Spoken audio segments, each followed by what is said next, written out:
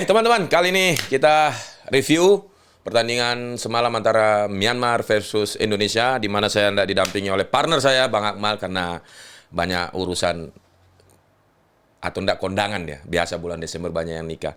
Nah, eh,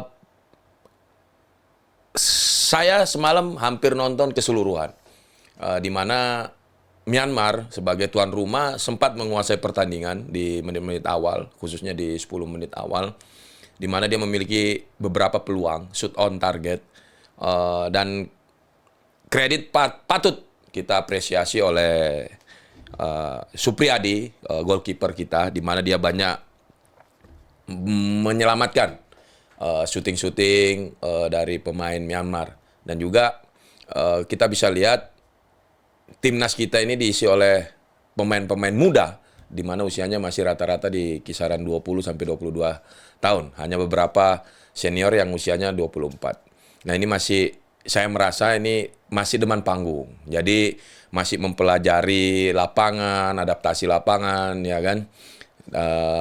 Kita berharap pertandingan berikutnya pemain-pemain kita ini sudah enjoy dan sudah terbiasa dengan turnamen Piala AFF ini, di mana kita bisa mencuri gol lewat kapten tim yaitu Asnawi Mangkualam, bola yang dilempar oleh Arhan, kemudian mantul di depan Asnawi dengan tenangnya, tidak keras bola itu, dia hanya seperti passing bola ke atas, dan akhirnya di situ banyak pemain yang berdiri di depan kiper ya, scrimmage lah. Jadi terciptanya gol. Tapi di sini kita juga harus melihat bahwa selama pertandingan ini, yang saya bilang tadi, chemistry antar pemain ini belum ketemu. Karena ya kita baru tahu mereka baru kumpul beberapa minggu dan kebanyakan diisi oleh pemain-pemain muda tentunya. Dan tahu sendiri kalau pemain muda itu semangatnya luar biasa dan ingin lari terus. Nah, sempat kita lihat Myanmar menguasai karena mungkin strategi Coach Sintayong belum dipahami lah. Bukan tidak dipahami, tapi belum dipahami karena ya baru berkumpul dan jiwa anak-anak muda ini ingin memperlihatkan semangat juangnya dalam bermain. Jadi agak sedikit lupa soal strategi. Ya, di sini Coach Sin memasang formasi 3-5-2, di mana ada Supriyadi, ada Kadek Arel, ada Ferrari, bahkan Pamungkas pun yang biasanya di posisi bek kiri dia masuk ke stopper bagian kiri. Di tengah ada Niko, ada Faris, Fikri, Arhan, Hoki. Nah, yang menarik sini adalah Ferdinand Marcelino, di mana Marcelino Ferdinand ditaruh di sayap kiri. Ya, beberapa kali memang dia ada di posisi sayap. Bahkan di timnas senior pun sempat beberapa kali di posisi sayap. Tapi ketika kita bisa lihat pertandingan lawan Arab Saudi, Marcelino ditaruh di bawah striker dan bisa berhasil mencetak 2 gol. Ya, ini mungkin masih dipelajari oleh Kutsin ya, formasi atau bahkan pemain yang diturunkan. Bahkan Arhan pun dari awal bukan di posisinya, dia ditaruh di sayap kanan. Nah, ini mungkin netizen bertanya-tanya, kenapa Arhan ditaruh di sayap kanan bukan di bek kiri ataupun sayap kiri? Ya, saya melihatnya bahwa Arhan ditaruh di posisi sayap kanan. Kan orang bertanya, dia kekuatannya bukan di kaki kanan, dan sedangkan di posisi sayap ini kan selalu harus melakukan crossing. Nah, di sini penilaian saya, Arhan ditaruh di posisi sayap kanan itu bukan buat untuk crossing, tapi untuk menusuk ke dalam. Menusuk ke dalam, dengan dia tekuk saja satu kali, dia langsung bisa flashing atau bisa shooting dengan kaki kirinya. Nah, ini yang mungkin digunakan oleh strategi yang digunakan oleh Coach Sintayong. Ya, mungkin kita melihat bahwa Arhan bukan posisi aslinya, tapi memang belum maksimal di pertandingan kemarin. Tapi kita bisa lihat Arhan hampir juga banyak memberikan peluang-peluang bagi striker-striker kita. Dan ada satu peluang dari Myanmar, dia cepat menutup area belakang untuk membuang bola. Kalau tidak mungkin Myanmar bisa mencetak gol, karena itu peluang sudah langsung berhadapan 1 lawan 1, tapi Arhan muncul dari belakang membuang bola dengan sliding. Nah, yang kedua, masuknya Asnawi. Kita pasti, saya sama netizen akan berpikir bahwa Arhan kembali ke posisinya, Asnawi di posisi bek kanan. Ternyata Asnawi dipasang di posisi kiri. Sedangkan bukan kekuatan kaki andalannya itu kaki kanan. Dari situlah saya melihat bahwa kenapa Coach Shin memasang Arhan di sayap kanan. Oh, jadi ini maksudnya. Jadi Asnawi ditaruh di kiri ya hampir sama dengan tugas dan tujuan Arhan. Dia dribble, bisa nusuk masuk, capping sedikit, flashing atau bahkan shooting. Dan itu sangat sangat maksimal ya yang kita nonton. Hanya saja memang chemistry-nya. Kembali lagi ke chemistry pemain. Jadi ketika ada yang bilang permainan kita belum sempurna, permainan kita jelek, buru-buru ya namanya orang baru kumpul. Nah, ini penilaian secara objektif ya yang saya mereka baru berkumpul dengan usia yang masih sangat muda. Jadi butuh adaptasi, butuh pertandingan berikutnya ini saya mudah-mudahan tidak ada lagi demam panggung, ya kan. Dan akhirnya kita juga banyak memiliki peluang. Marcelino juga banyak memiliki peluang. Nah, jadi kesimpulannya di sini adalah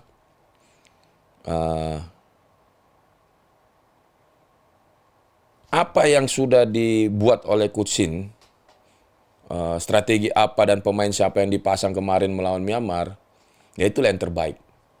Ya kan? Myanmar menguasai hanya mungkin di babak pertama. Ditambah Myanmar bermainnya keras menjurus kasar.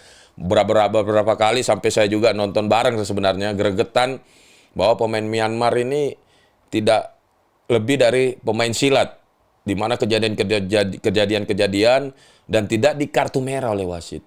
Ada satu momen di mana Marcelino, dua lah, ada yang bola 50-50 juga, tapi yang lagi viral ini Marcelino, dia sudah jatuh dan bola itu dibuang dengan sengaja. Dibuang dengan sengaja dan tidak mendapatkan kartu merah. Wasit hanya memberikan kartu kuning. Sedangkan kita bisa lihat, kita sama-sama sering nonton liga-liga luar, nggak sengaja pun, kalau bola itu arah ke mana, ke samping pemain atau kena kakinya, itu layak di kartu merah. Apalagi ini kena kepalanya Marcelino, ini sudah harus kartu merah. Dan tidak berselang berapa menit, saya ngecek Instagram itu pemain, nggak tahu siapa namanya, agak susah. Itu udah followersnya 2.000, yang komen 6.000. Tapi itu tidak fair guys ya. Pemain itu tidak fair, di mana pemain sudah jatuh, dia dengan sengaja menendang bola dan bola itu kena kepala. Dan itu seharusnya sudah kartu merah. Dan yang jadi poin plusnya dari pemain kita, tidak ada satupun pemain yang membalas dan emosi. Ini. Kita berharap sebagai penonton, pecinta timnas, ayo dong balas ini. Ini kalau ada Hapner, kalau ada siapa lagi, ini pasti disikat habis. Nah, ini poin plus bagi pemain yang masih usia muda. Tidak terpengaruh provokasi dari lawan. Ketika ada beberapa pemain provokasi, kita takutnya wasit itu memberikan langsung kartu merah kepada pemain kita. Nah, sedangkan kapten tim Ferrari itu menenangkan pemain. Pemain Myanmar ada mau protes lagi, dia dengan senyuman, terus ada beberapa lagi pemain yang mendekati itu memprotes atau menahan pemain atau menahan pemain temannya sendiri dengan senyuman. Jadi biar tidak ada emosi. Dan akhirnya dengan kesabaran pemain kita, dengan tidak emosinya pemain kita, akhirnya kita bisa menciptakan 1 gol dan membawa pulang 3 poin berharga dari Myanmar. Ya, yang saya bilang sebelumnya, kita jangan terlalu berekspektasi pada tim ini karena tim ini masih sangat muda, tapi kita harus juga optimis. Optimis dalam hal memberikan semangat, memberikan motivasi, ya kan? Karena ini adalah regenerasi pemain-pemain masa depan Indonesia. Nah, yang menarik lagi ketika Rafael Strike masuk menjadi menggantikan Hoki Caraka ya. Hoki Caraka, di situ permainan kita lebih menguasai, di mana Rafael bisa memegang bola dengan skillnya, dengan posturnya. Jadi masuknya Rafael akhirnya membuat Myanmar kelimpungan juga, kelimpungan. Dan kita beberapa kali memiliki peluang, dan pergantian dari Coach Sintayong saya rasa sangat tepat. Dengan pergantian itulah kita bisa menciptakan 1 gol dan membawa poin 3 ke Indonesia. Nah, pertandingan selanjutnya nih kita akan melawan Laos. Melawan Laos. Ini mungkin pertandingan ada di pertandingan di Solo ya.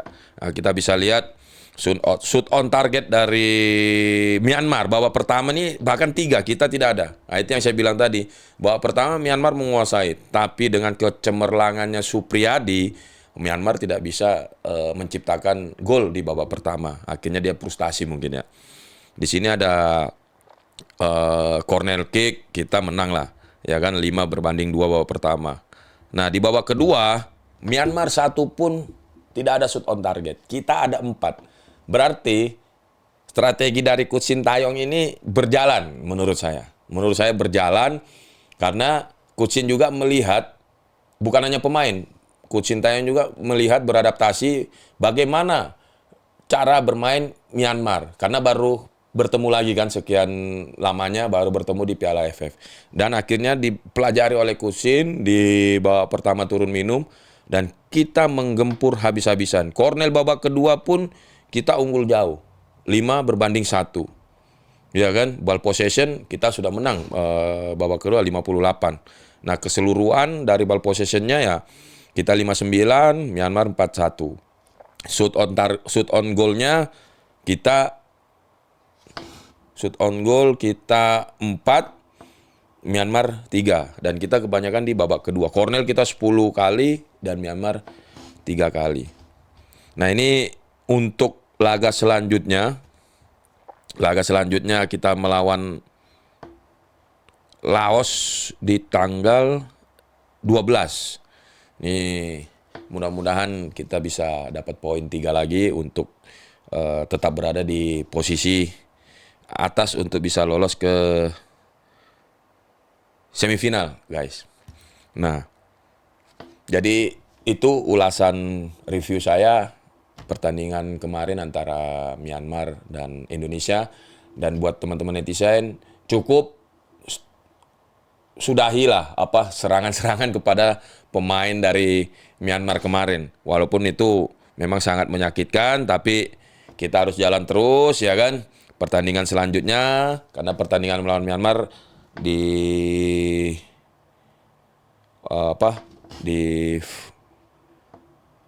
fase di leg pertama kita sudah memenangkan pertandingan.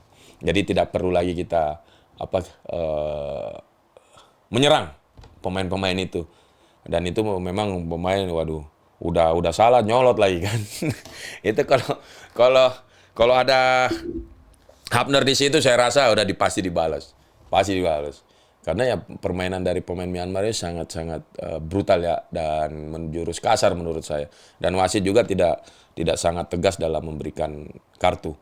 Jadi itu video review pertandingan saya pertandingan antara Myanmar dan Indonesia.